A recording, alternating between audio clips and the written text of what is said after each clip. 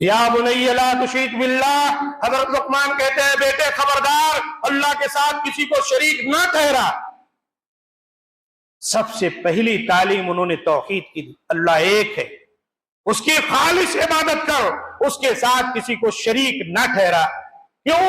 ان الشرک لظلم عظیم، اس زمین پر، اس دھرتی پر سب سے بڑا گناہ اگر کوئی ہو سکتا ہے، بلکہ یوں سمجھے سب سے بڑا ظلم کوئی ہو سکتا ہے تو وہ شرک ہے۔ اللہ نے ہم کو اور آپ کو پیدا کیا، تندرست توانا جسم دیا، بات کرنے کی صلاحیت، سننے کی صلاحیت، سونگھنے کی صلاحیت، پکڑنے کی صلاحیت، چلنے کی صلاحیت، اس جسم میں اللہ تعالیٰ نے کیسی کیسی نعمتیں رکھی ہیں۔ وَإِن تُعُدُّوا نِعْمَةَ اللَّهِ لَا تُحْصُوهَا، اگر تم اللہ کی نعمتوں کو شمار کرنا چاہو تو شمار نہیں کر سکتے ہو۔ اللہ تعالیٰ نے قرآن مجید کے اندر فرمایا فَلْيَنظُرِ الْإِنسَانُ مِمَّا خُلِقَ، انسان کو چاہیے وہ اپنی تخلیق پر غور کر لے، وہی اس کے لیے بہت بڑی نصیحت ہے۔ تو ظلم کیا ہوا؟ اللہ نے جس نے ہم کو اور آپ کو پیدا کیا، ان تمام طرح کی نعمتوں سے نوازا، ہم اسی کے ساتھ شرک کریں، اس کو اپنا رب نہ تسلیم کریں۔ ان الشرک لظلم عظیم، شرک بہت بڑا گناہ ہے، گناہ عظیم ہے، ظلم ہے۔ یہ توحید کی دعوت ہم نے اور آپ نے بھی کبھی اپنے بچوں کو دی؟ کبھی بٹھایا ان کو سامنے؟ محبت سے جیسے وہ پڑھتے نہیں ہیں، بدمعاشی کرتے ہیں، دیگر فالتو کاموں میں ملوث ہو جاتے ہیں، تو سمجھدار باپ اور ماں اس کو بٹھا کر سمجھاتے ہیں بیٹے تمہارے لیے اس میں بھلائی نہیں، تمہارا نقصان ہے، دیکھو پڑھو گے لکھو گے نہیں خراب ہو جاؤ گے، آوارہ گردی کرو گے بگڑ جاؤ گے، پھر دنیا میں کچھ ترقی نہیں کر سکتے۔ اس سے کہیں زیادہ ضروری ہے کہ ہم اپنے بچوں کو بٹھا کر یہ بتائیں اللہ کون ہے، ہمارے نبی کون ہے، ہمارا دین کیا ہے، توحید کیا ہے، شرک کیا ہے، ایمانیات کیا ہے، اسلامیات کیا ہے، آخرت کیا ہے، قبر کیا ہے، جنت کیا ہے، جہنم کیا ہے، قرآن کیا ہے، فرشتے کیا ہے، یہ ساری چیزیں ہم کو اپنے بچوں کو تعلیم، اور اس کے لیے بہت ضروری ہے کہ ہم علم رکھیں، ورنہ ہم جہالت پھیلائیں گے۔ اس لیے بچوں کو تعلیم کا انتظام کریں تو ایک اچھے استاذ کا اہتمام کریں جو پڑھا لکھا ہو، قرآن و سنت سے واقف ہو، تاکہ وہ ہمارے بچوں کو صحیح تعلیم و تربیت کر سکے، دے سکے۔ آگے اللہ تعالیٰ نے فرمایا وَوَصَّيْنَا الْإِنسَانَ بِوَالِدَيْهِ حَمَلَتْهُ أُمُّهُ وَهْنًا عَلَى وَهْنٍ وَفِصَالُهُ فِي عَامَيْنِ، اللہ تعالیٰ کے شکر کے بعد، اللہ کی توحید کو اپنانے کے بعد، جس میں اللہ کے رسول کا حق خود بخود اللہ تعالیٰ نے اطاعت رسول کے ذریعے واضح کیا۔ اس روئے زمین پر سب سے بڑا کسی کا حق ہے تو وہ ہیں ہمارے والدین۔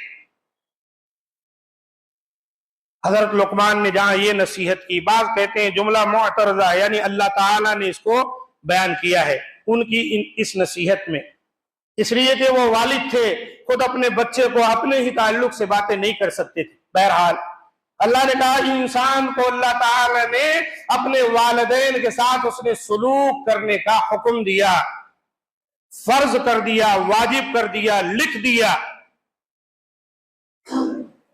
خاص کر کے والدہ کا ذکر اللہ تعالیٰ نے کیا۔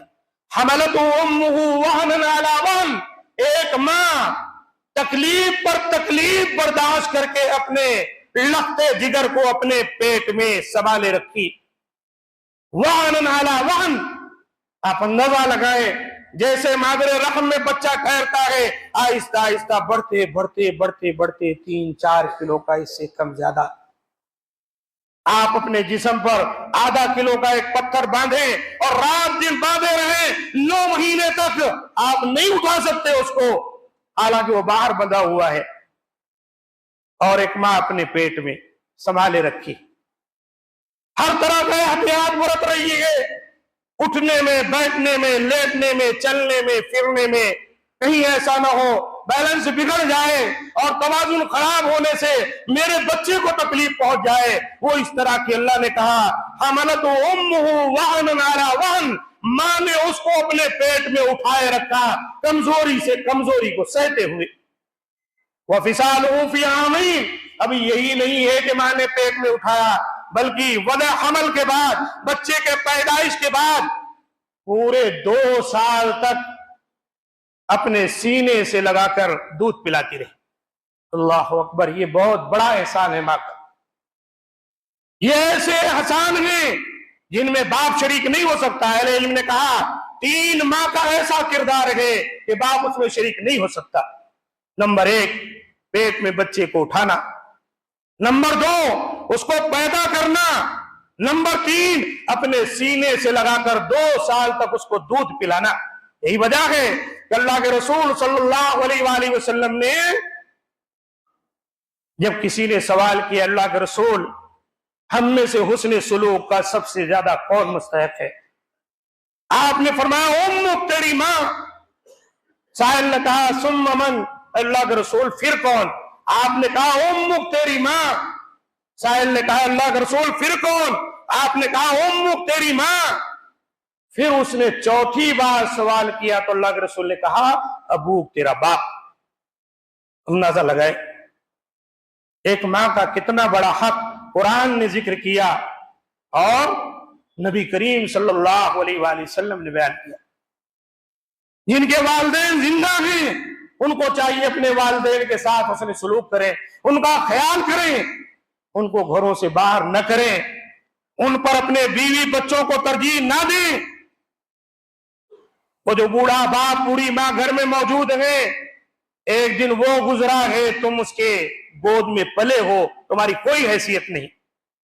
कुरान मजीद ने जब हमको इसकी तालीम दी तो कहा कि अपने वालिदैन के लिए अपने बाजू को बिछा दो। वला तकुल लहुमा उफ, उनको उफ ना कहो।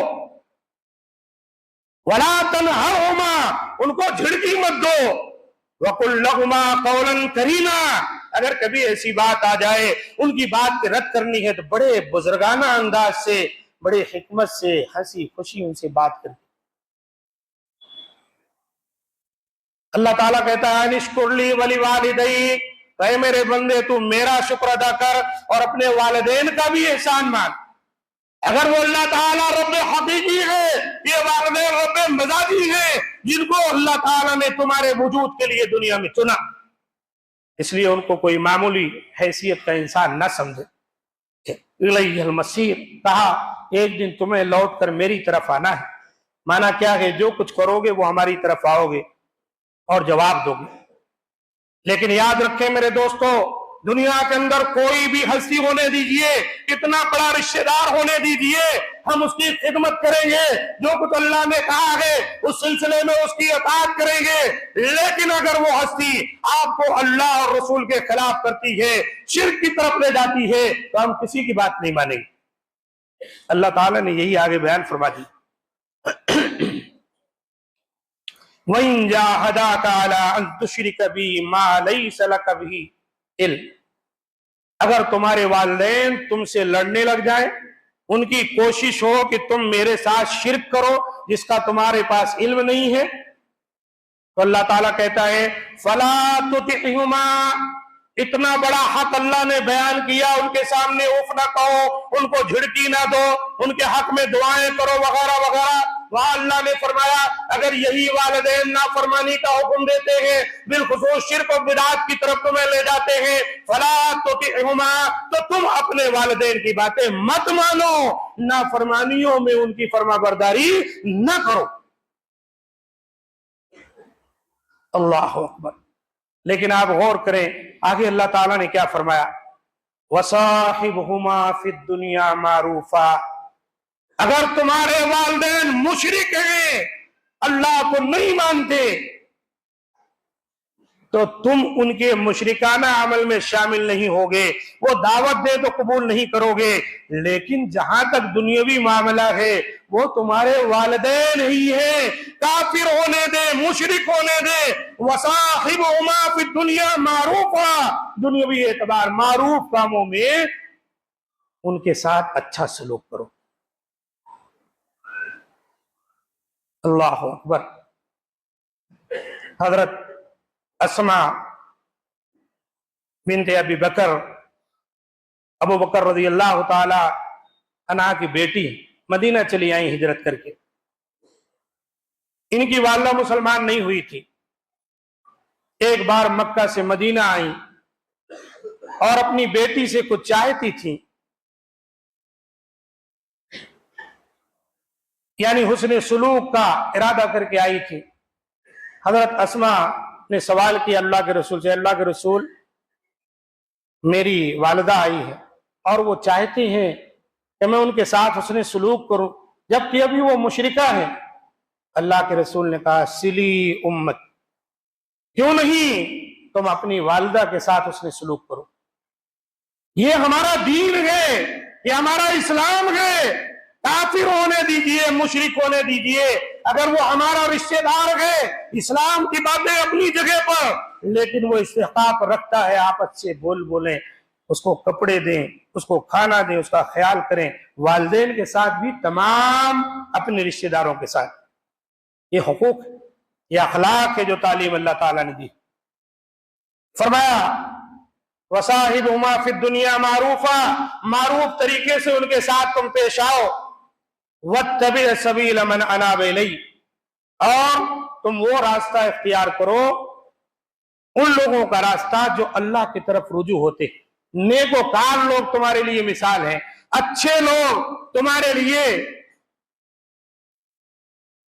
ایک اسوہ ہے، ان کی باتیں مانو، برے لوگوں کا راستہ مت اختیار کرو۔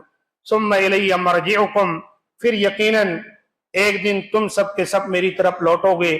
فانبئکم بما کنتم تعملون، اور میں تمہیں خبر دوں گا جو کچھ تم دنیا میں کرتے رہے۔